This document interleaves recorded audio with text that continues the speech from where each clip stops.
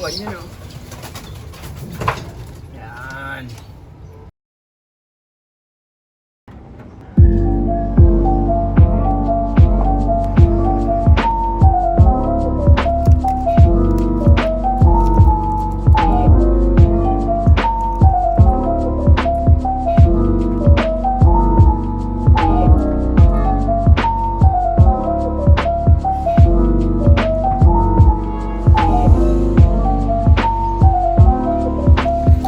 Yo mga par, good day, good morning.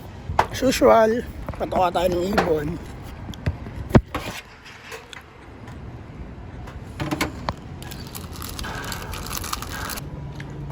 Yo par, hindi tayo sa loob ngayon. At magpapakain tayo ng ibon, maglilinis ng loob. Let's go. Yo par, malalaki na yung pinakain ng mga breeder natin, no?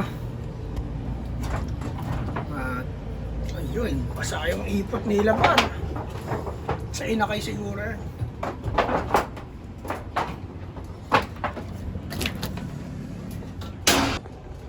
Dami natin nililinisin. Ang daming ipot. Okay, let's do this! Yeah.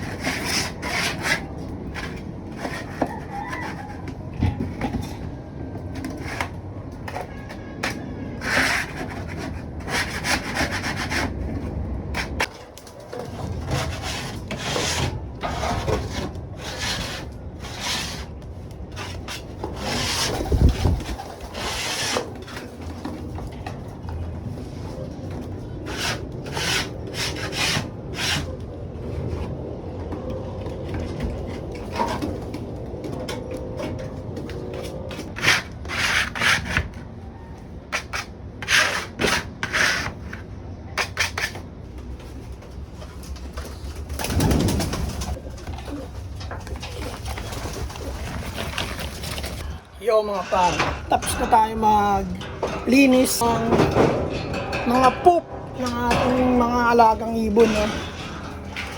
Ngayon ay magpapatuka naman tayo mga par.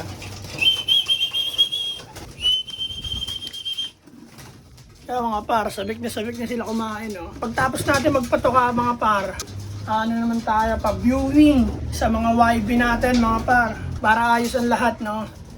Ma-viewing sila, maturuan sila mag-trapping para pag pinalpas na natin sila, no? Kaya marunong na silang mag-trapping, tsaka kabisado na nila yung paligid. Yun lang. Pa-food trip na tayo. Let's go.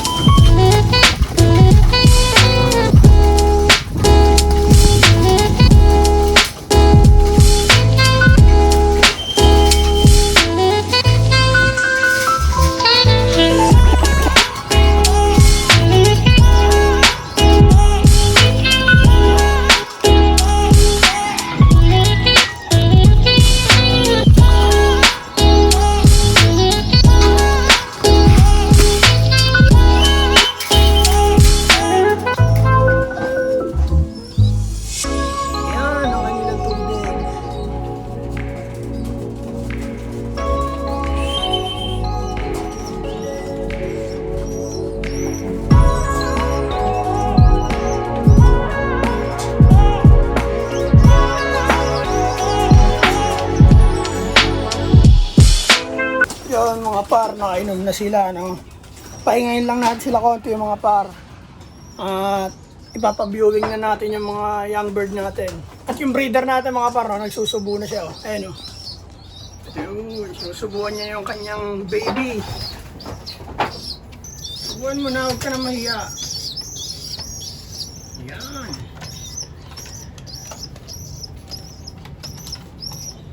Masipag magsubo yan mga par, yung breeder natin na yan. At magsiset up muna ako ng cage sa labas para sa viewing. Maya maya na natin sila ilalabas kasi kakakain lang nila. Baka magka-appendix. Yeah. At yun mga par, ito yung set up nating viewing area nila, no? Kaya set up ko muna ito mga par.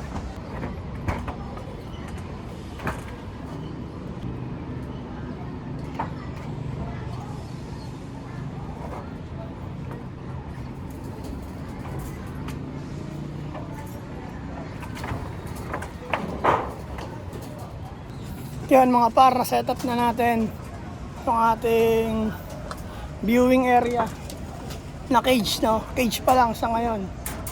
Kuhain na natin sila para ilagay dyan. Let's go.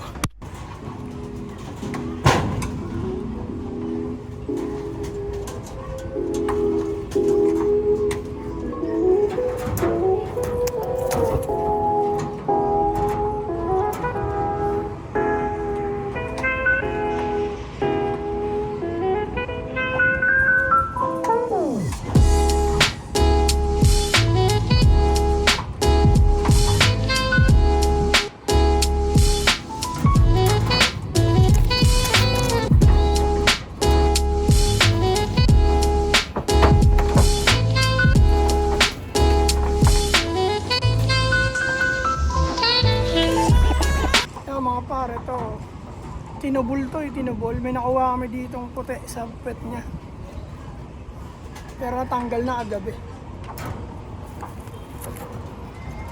Yan.